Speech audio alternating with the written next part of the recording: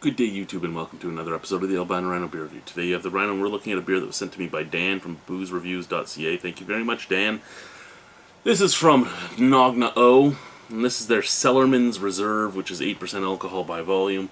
Bang, you have the normal Nogne O, but it is actually a barrel. Not even a barrel, it's a foeder. I don't know, a foeder. I don't know exactly how you say foeder. What it is basically a fermenting tank, but it's a barrel. So it's like a barrel, but it didn't hold alcohol before. It just held beer. It's just a big oak tank with a fill valve and then a emptying valve. And a lot of breweries have them. You can see some at Niagara on the Lakes. The Exchange has one. I think they have two actually. They're I'm pretty sure that Block 3 now has some too. Anyway, this is 8% alcohol, and this is about the first beer to go into one of the new folders they have. Yeah. So let's pop her open and see what we have, shall we?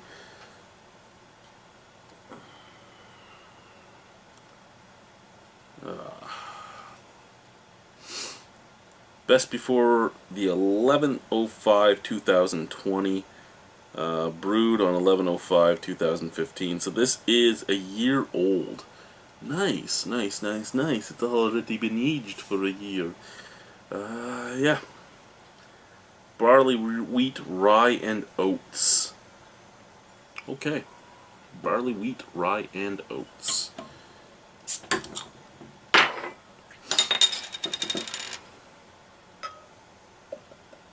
Oh, look at that. See, I love that look right there.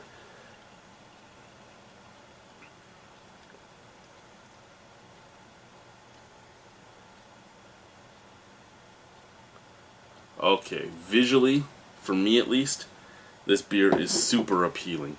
Black as black can be. Deep, dark head. I love that. I love that look. That right there is a look of beauty to me. Scent.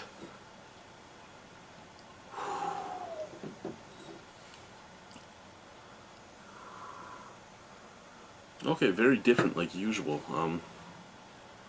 In this case, I love the bottle scent, and I don't mind the glass scent. Bottle scent, very roasty. There's a lot of wood. There's a lot of oak.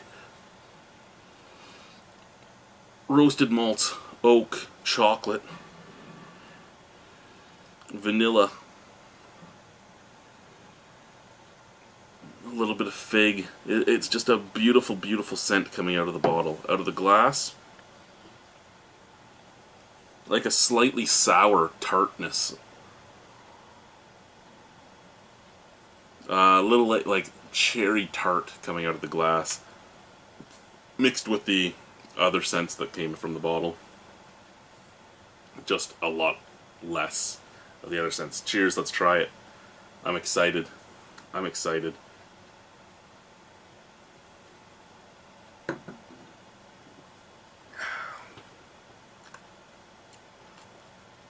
Okay, first and foremost, a little bit thin. And from what I've noticed, and I'm sure that a foeder or a feuder or a four-door or whatever the fuck you're going to, hors-door, however the fuck you're going to pronounce it. And I know I'm going to have a lot of people. You're not saying it right, it's this way. However you pronounce it.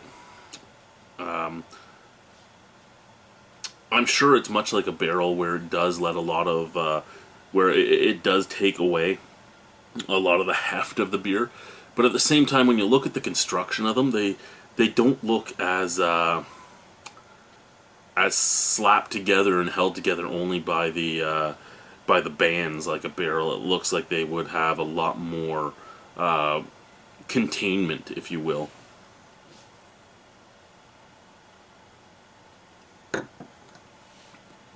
That's a beautiful beer, though.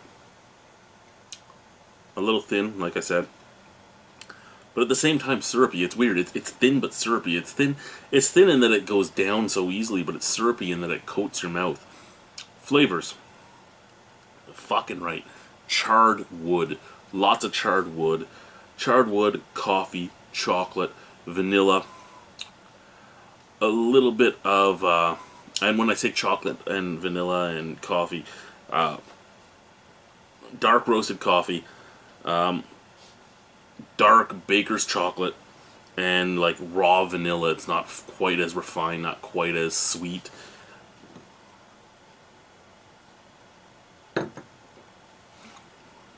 Also, there is a little bit of that sour cherry note right at the back. So forefront, lots of charred wood. Background, lots of charred wood. Chocolate and vanilla up at the forefront. Coffee and slightly tart cherries on the back end. A little bit of an alcohol warming, not much. About right here, just some nice alcohol warming.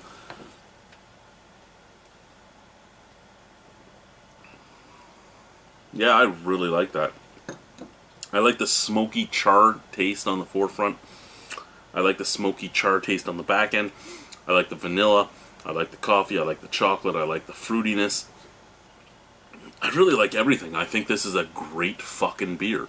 Out of 10 on this beer, I'm going to give it a 9 out of 10 easily. Now, it doesn't tell me what it is other than a strong beer. I can't really read this to make it out because the text isn't very good. Oh, actually, you know what? That's I see the word cognac on here, which is probably where I'm getting that slightly tart, like cherry flavor. I mean, cognac is a brandy, so it's made not with cherries, but it can give off that type of flavor. But yeah, their 4 years last contained cognac, so it makes sense. Oh, see, and this says it's a stout. I would have guessed it as a porter just because it's thinner.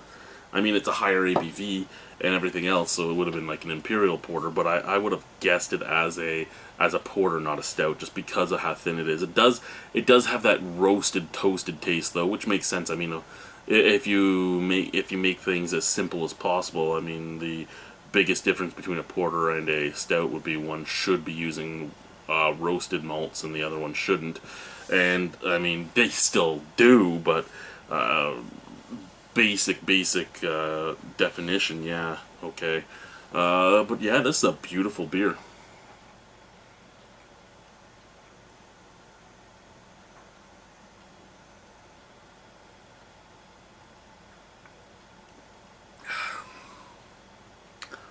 And it even chugs well. As I said, out of 10, you know what, 9.25. I really like that. Thank you very much, Dan, for sending that to me. Cellarman's Reserve from Nogne. It's probably the first Nogne beer I've had in a long time that I've gotten really excited about. So thank you very much. Bye-bye, guys.